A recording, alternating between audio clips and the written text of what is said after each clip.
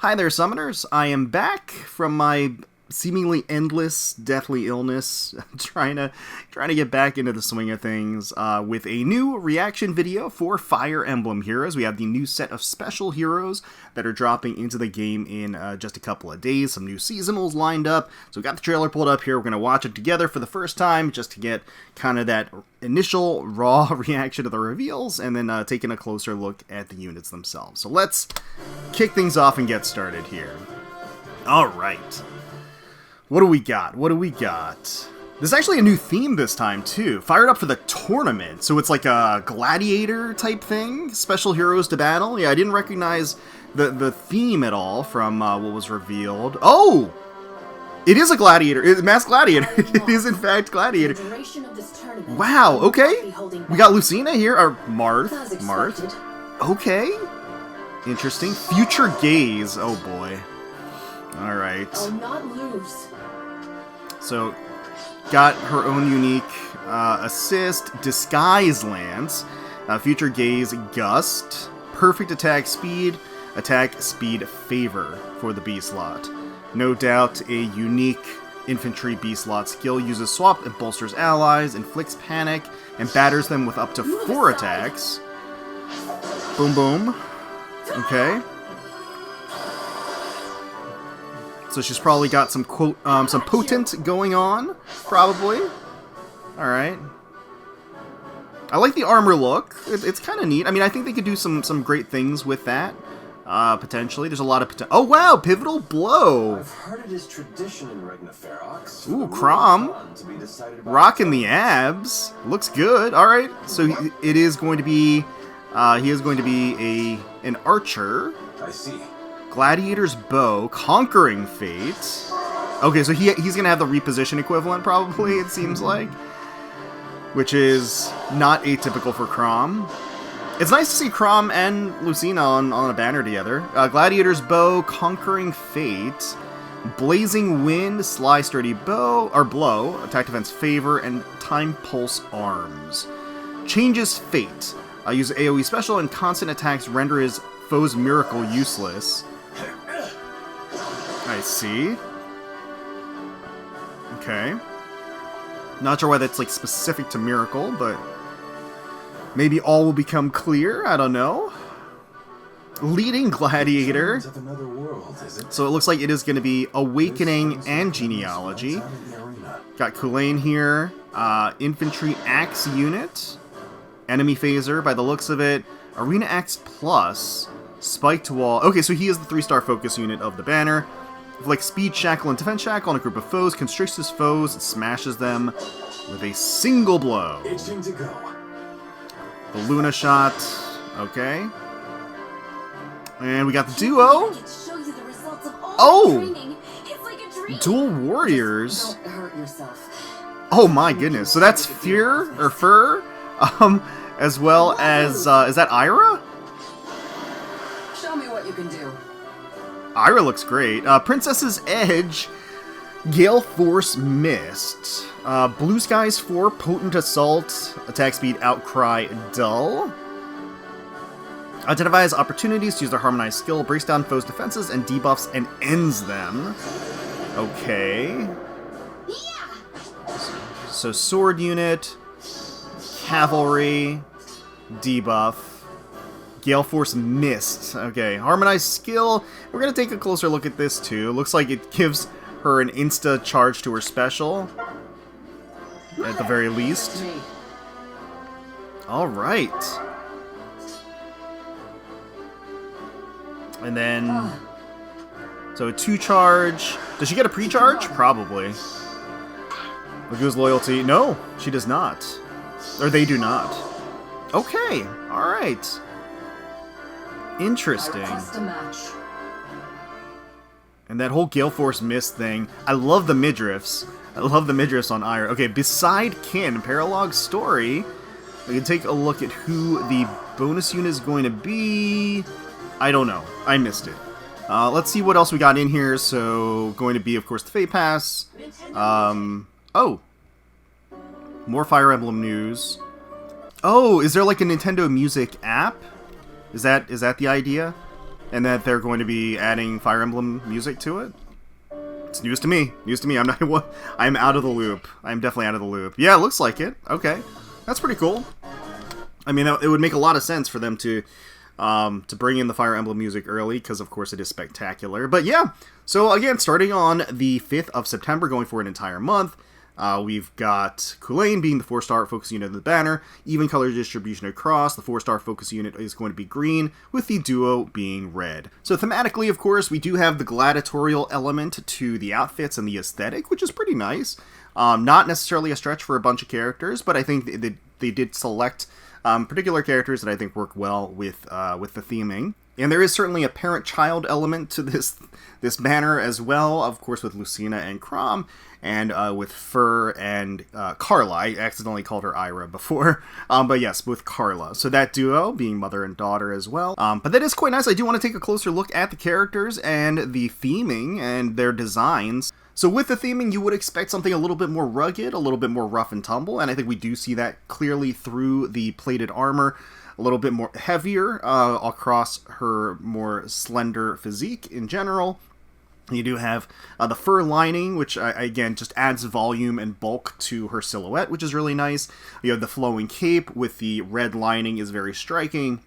And then you do have, like, the Warrior's Gladiator's kilt, too, which works really well, again, with the whole gladiatorial theme. The weapon, very, very heavy, that lance with that giant spearhead, and then even kind of the wrappings around the staff portion of the lance just works really well, I think, with the overall kind of archetype that you're looking for and the aesthetic. Alright, so let's see what she's got. Now, how they're describing her: uses swap and bolsters allies, so presumably she has her own unique assist. That is going to provide a buff, I'm sure, when she activates it. Inflicts panic on foes and batters them with up to 4 attacks, including a special. So that could be that she quads. It could also be some effect with the potent. We'll have to see.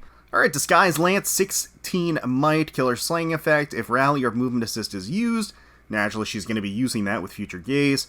Or targets unit, inflicts speed defense -7, sabotage, and panic on closest foes to both ally and unit, or unit and targeting ally after movement and foes within 2 spaces of those foes through their next actions. Nice little AoE debuff there.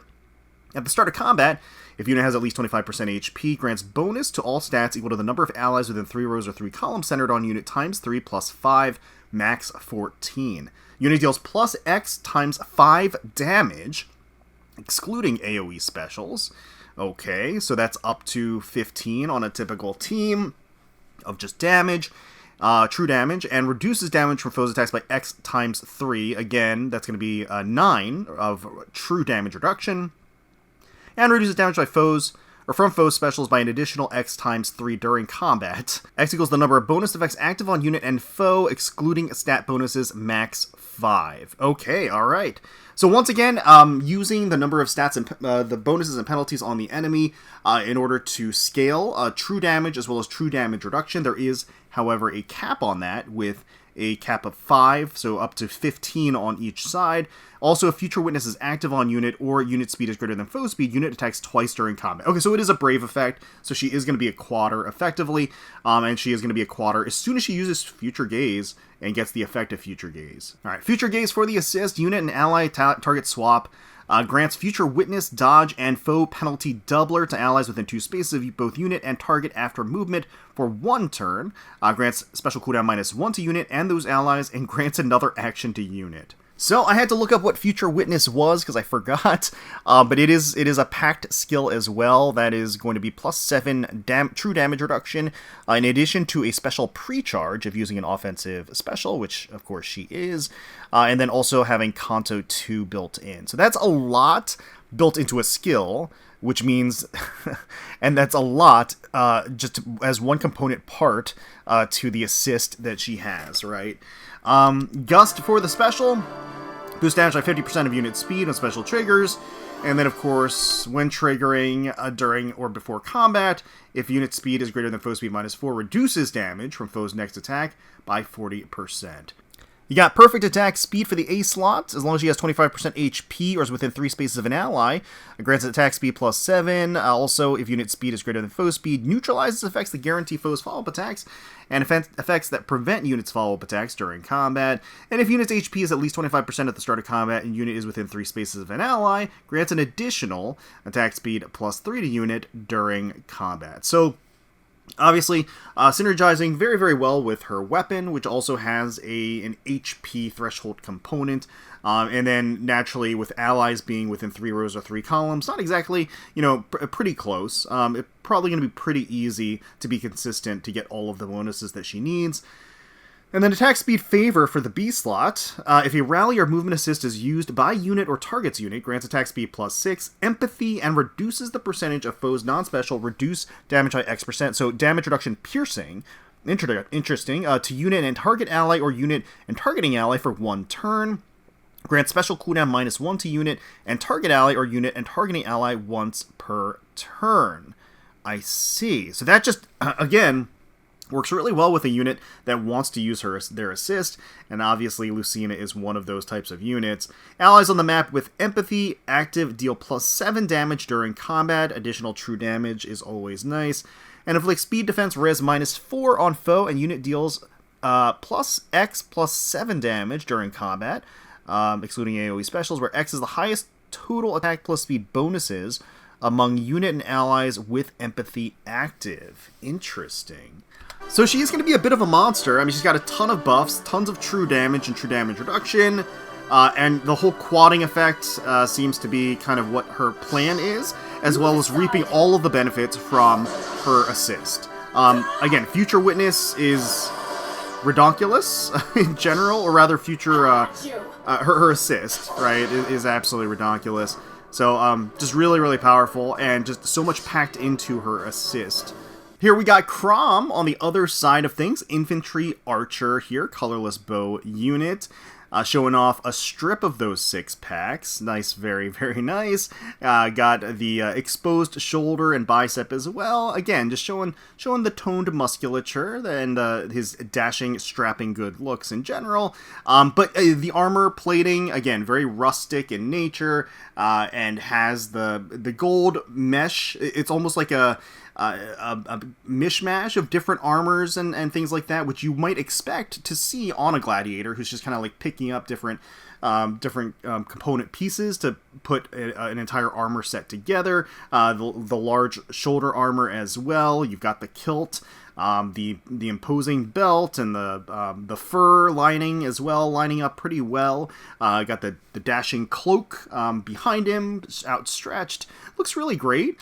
Looks nice and definitely really distinct, obviously, from the Chrom that we're used to seeing, right? And I think that's the important element here, is that it's just a huge departure from sort of the kinds of outfits that we've seen Chrom in, and I think that's really the fun of seasonals, right? So I think from that perspective, picking Chrom to fit that to fit this banner makes a lot of sense. So what are they saying here? So changes fate using reposition. Again, probably his kit is going to be centered around using his assist. His AoE special and constant attacks render his foe's miracle useless. So he's going to have an AoE special, we know that much. He is going to have that unique assist, and repeated attacks, whatever that means. So we're going to find out here. Gladiator's Bow, 14 might, effective against flying foes, killer slaying effect. If a rally or movement assist is used by unit or target's unit, inflicts attack defense -7, exposure, discord, any penalty that neutralizes a non-special if foe would reduce... Oh, interesting. Okay. So he actually does have an effect that neutralizes neutralizes miracle, as built into his assist, or built into his weapon when he uses his assist, I should say. Okay, that's nice. Closes foes, target ally or unit, and targeting ally after movement, and foes within 2 spaces of unit. Okay. If unit initiates combat or unit is within 2 spaces of an ally, grants plus X to all stats. X is the number of bonus effects and penalty effects active on unit times 2, excluding stat bonuses and stat penalties, plus 10% of unit's defense at the start of combat, plus 5. Interesting. Okay, alright, so I don't know if this is the first time we've seen so many component parts going into the calculation for X, because, again, it's not just a calculation of the number of bonuses and penalties is also a plus a percentage of a stat, as well as just a raw +5. So it's at least 5. It's at least 5 to all stats, but no otherwise limit. So there's a lot of potential here to just have an enormous stat boost baked in. Neutralizes foes' bonuses to attack and defense, and unit deals +Y times 5 damage during combat. So here's the true damage element. Y equals number of bonus effects active on unit and foe, excluding stat bonuses, max 5. Okay, so a maximum of 25 true damage is what we're looking at right here. Also, if unit initiates combat, unit can make a follow-up attack before foe's next attack. Okay, so he has built-in desperation as well, which is something that we see with some commonality with bow users, so it feels appropriate. That does mean that he's probably going to be... I don't know if he's going to have a guaranteed follow-up attack. Chroms tend to not be speedy, but who knows? Could buck the trend here. Conquering Fate for the assist. Reposition. Grants another action to unit, inflicts isolation on unit, and pair up cohort. Grants change of fate to unit and target ally for 1 turn. Grants special cooldown count -1 to unit and target ally. And grants any bonus active on unit to target ally. And any active on target ally to unit. Oh, so they share... Interesting. They share bonuses. They kind of like exchange bonuses. That's very interesting. So change of fate enables Kanto 2. Okay. Grants attack +5 to all stats to unit, and unit deals damage equal to 3 times the total number of bonuses and penalties active on unit, excluding stats during combat, max 15, including AoE specials. So he's going to pack even more of a punch with his AoE special, Blazing Wind here. When it does activate, he is going to get that true damage, plenty of it as well. Sly, Sturdy Blow. Initiating combat gives a +8 attack, +10 defense, as well as a guaranteed follow-up attack during combat, and also if number of bonus effects active on unit are greater than or equal to 2, or if number of penalty effects active are greater than or equal to 2. Unit deals +5 damage during combat. Okay, so he is going to be a guaranteed follow-up attack type character. They can be a little susceptible to the negation of guaranteed follow-up attacks, of course, but it is very, very nice to have that built into his Sly Sturdy Blow. Attack defense favor for the B slot, so very similar to his daughter. If rally or movement assist is used, gains attack defense +6, empathy, and reduces damage reduction piercing to unit and target ally for 1 turn. Grants special cooldown -1.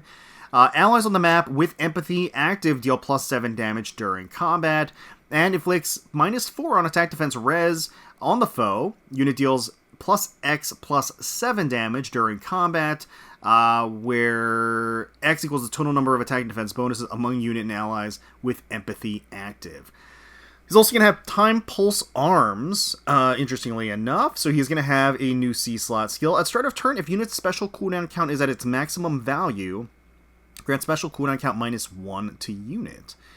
Grants bonus to units attack and defense during combat equal to unit's max special cooldown count value +2. If unit special cooldown count is at its max value after combat, grant special cooldown count -1 to unit. So he gets a special charge at the start of combat as well as after combat. Has a killer slaying effect, of course. So his Blazing Wind is going to be at a 3-turn cooldown, and then he is, of course, going to enjoy the the -1, which puts it at a 2-turn cooldown, right? When he uses his assist, he's going to get another -1 cooldown. So, yeah, he's got plenty of cooldown reduction just kind of baked into his kit. So he is going to be able to take advantage and chain that special. So you can kind of see that in action here when he does his Conquering Fate.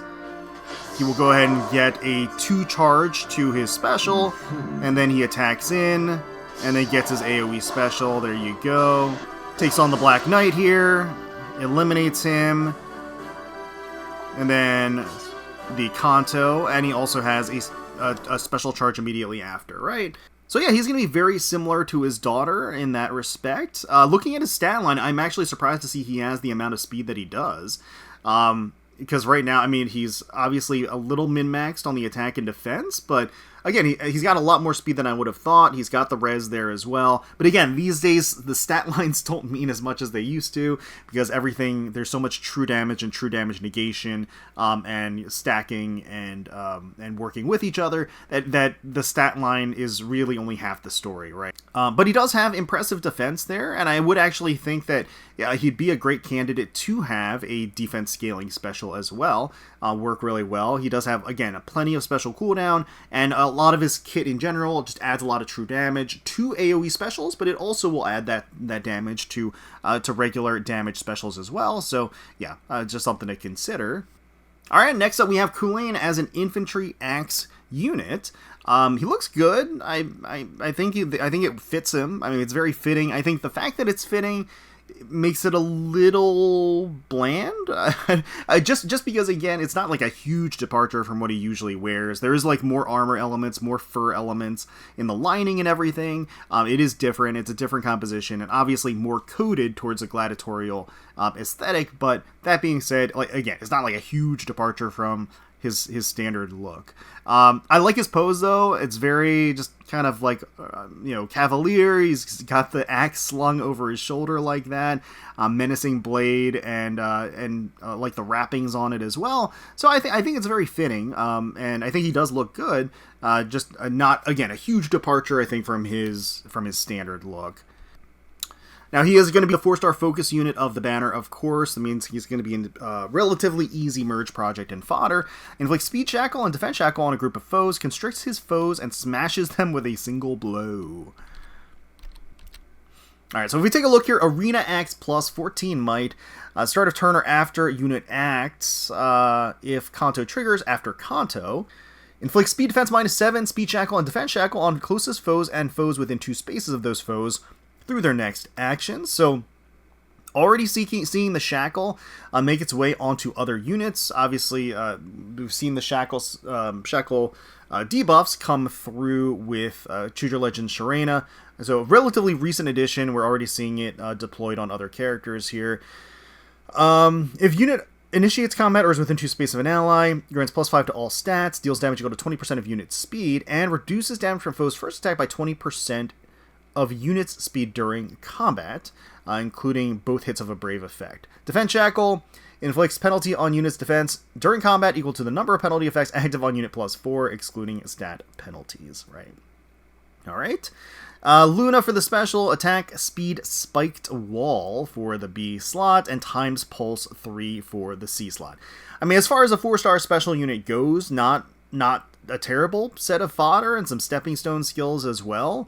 The axe is fine, but once again, with the advent of rearmed heroes, you're not going to get a whole ton of... I mean, it's actually not bad, at least for an inheritable 4-star focus unit weapon that's inheritable. It's actually not too bad at all in terms of what it has. It would, from how far we've come and how powerful it is in relative to just a couple of years ago. It's arguably a monster by that comparison. But again, it's just a tougher sell when we have rearmed heroes and those inheritables. But again, not bad, definitely not bad, and got some nice stuff in terms of the actual fodder. Alright, so we've got the dual warriors, Fir and Carla. I apologize, I did say Ira up front. That was my mistake. Obviously, it makes way more sense for it to be Karla. I just mixed up my my speedy, long, black-haired beauties. So yeah, they look, again, fitting together, and thematically, I like that they are a duo of mother and daughter. It's very nice.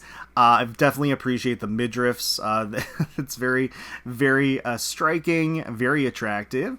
The exposed midriffs and the armor plating and everything, really heavy on the fur, especially on Fir. The fur lining on Fir is quite extravagant. But I think it works really well because she is, again, more petite in nature, so it kind of adds to her bulk, adds to sort of her silhouette in general, makes her more intimidating in terms of being a gladiator, right? The kilt going on there, the color scheme works really, really well with Fir and her natural look. It borrows from that, and same thing with Karla. Again, she's got a lot more exposure going on with the tummy as well as the swooping neckline. You've got the thigh exposure to the side, but the elements of the white and the purple and everything again fit with her like traditional look, right? And it works really well. So they're both swordswomen, both brandishing their weapons. Looks like their blades have seen battle, right? And again, it's very rustic, it's very utilitarian, and it's got that edge to it, right? And again, the look is very flattering on both of them. I think they look really great. I certainly do appreciate the thighs and the tummies. But yeah, I think it's a fitting and nice look for both of them. So they said identifies opportunities to use their harmonized skill, breaks down foes' defenses and with debuffs and ends them. Alright, so Princess's Edge. They are going to be a cavalry sword unit. A 16 might, killer slaying effect. At start of turn, grant special cooldown count -2 to unit just straight up. Gets a pre-charge, or not a pre-charge, a start of turn charge of 2. At start of turn and after unit acts, inflict speed defense -7, speed shackle and defense shackle on closest foes. Again, we're seeing the shackle come back, and again after the whole at the start of turn and at the end of an action, right? If unit initiates combat or is within 2 spaces of an ally, grants bonus to unit stats equal to the number of allies within 3 rows, 3 columns centered on unit times 3 plus 5. Unit deals plus X times 3 damage. Okay. Where X equals the number of bonus effects and penalty effects active on target and foes within 2 spaces of target, excluding stats. Reduces damage from foes' attacks by 20% of unit speed, and neutralizes effects that guarantee foes' follow-up attacks, and effects that prevent units' follow-up attacks, and grants special cooldown charge +1 to unit per attack during combat. So got a little blade effect in there as well. Now, naturally, it's interesting to see this kind of being a mishmash of both Lucina as well as Chulainn. I think just both of their elements from their weapons kind of tie it in here, in addition to a twist all their own with, of course, the start of turn charge, which arguably Chrom had. So it's almost like they have bits and pieces of all of the other characters on the banner built into their weapon, which is kind of an interesting design choice. Gale Force missed for the actual special 5 cooldown. If unit initiates combat, when unit special triggers, grants another action to unit, right? If unit initiates combat, reduces damage from foes' attacks by 40% during combat. Okay, so that is an elevated Gale Force. It just has damage reduction built in addition to the natural power behind Gale Force itself. We are at the point where we are seeing an advancement and a next evolution of Gale Force. So, inheritable, I should say, presumably. I don't think that's going to be limited to any particular unit, probably will be inheritable, so we are seeing the next step in Gale Force in the game. Blue Skies 4, excellent A-slot skill, enables Kanto 2. If unit initiates combat or is within 2 spaces of an ally, grants 8 to attack and speed, as well as deals damage plus X, reduces damage from foes first attack by X, where X is the number of allies within 3 rows and 3 columns centered on unit times 2 plus 2, max 8. So again, works well with the other condition with their weapon, having units within 3 spaces and 3 columns and everything, or 3 rows and 3 columns, not 3 spaces. A potent assault. So bringing out the potent. If unit initiates combat or is within 2 spaces of an ally, inflicts speed defense -4, deals damage equal to 20% of the greater of unit's speed or defense, and reduces the percentage of foes non-special, so damage reduction piercing. And also, if decreasing the speed difference necessary to make a follow-up attack by 25 would allow the unit to trigger a follow-up attack, triggers potent follow X%. Right. So, not like the craziness. Well, okay, so if unit cannot perform a follow-up attack, then unit attacks twice, X equals, and attack twice, X is 80, otherwise X is 40. So, we're seeing the potent come into play here, not the absurdity that we've seen commonly in the past where, the potent just gets 100%, but still formidable. Attack speed, Outcry, dull. Very, very powerful C-slot skill. At start of turn, if unit is within 2 spaces of an ally, grants attack speed +6 and neutralizes foes' bonuses during combat to unit and allies within 2 spaces of unit for 1 turn. Grants bonus to unit's attack speed equal to the number of allies on the map with that effect. Active +2 and deals damage equal to the number of spaces from start position to end position of whoever initiated combat ×2. Max 8. So being a cavalry unit, they are going to enjoy that true damage built into the C-slot skill. Again, a lot of the min-maxing in this game at this point is where can you get the true damage, what are the max levels of true damage you can get, and can you maximize and get true damage from basically every skill slot that you have. At this point, it's pretty common. Getting a C-slot skill that has sort of that true damage baked in is a pretty powerful thing. Alright, so let's take a look at this harmonized skill that they've got going on here. So grants Resonance Blades to unit and allies from the same titles of unit for 1 turn, and grants special cooldown count -2 to unit and allies from the same titles as unit. So bear in mind, at the start of turn, they already have a -2, and then this gives them another -2. They have a killer slaying effect, which means that when they activate this harmonized skill, they have an insta pre-charge to their Gale Force Mist. Any effect that can be triggered only once per turn by unit's equipped special skill can be triggered again if that effect has already been triggered. Oh, okay. I see. Can be triggered again. So she can Gale Force twice, is what it's saying.